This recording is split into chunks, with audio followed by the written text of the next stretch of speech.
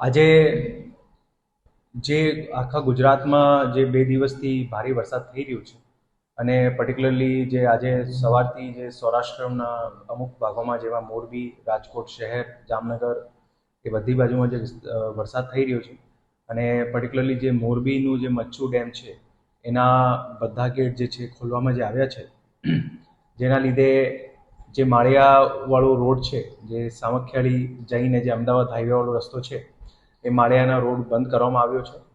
એટલે પોલીસ દ્વારા લોકોની સુરક્ષા માટે અને લોકો એનાથી સાવચેત રહે અને લોકોની જાનમાલની બચાવ માટે જે આખું આ માળિયાવાળું રોડ છે એને પહેલાંથી જે છે સામખિયાળીના ચામુંડા હોટલથી ડાયવર્ટ કરવામાં આવ્યો છે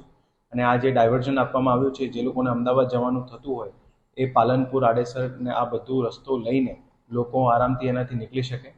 આ બધું આજકો જે ડાયવર્ઝન આપવામાં આવ્યું છે એ લોકોની જાનમાલ માટેની રક્ષા માટેનું છે અને લોકો આ જે ડાયવર્ઝનવાળો રસ્તો છે એનો ઉપયોગ કરી શકે. ત્યાં પૂરતો બંદોબસ્તમાં પોલીસ બંદોબસ્ત પણ રાખવામાં આવ્યો છે અને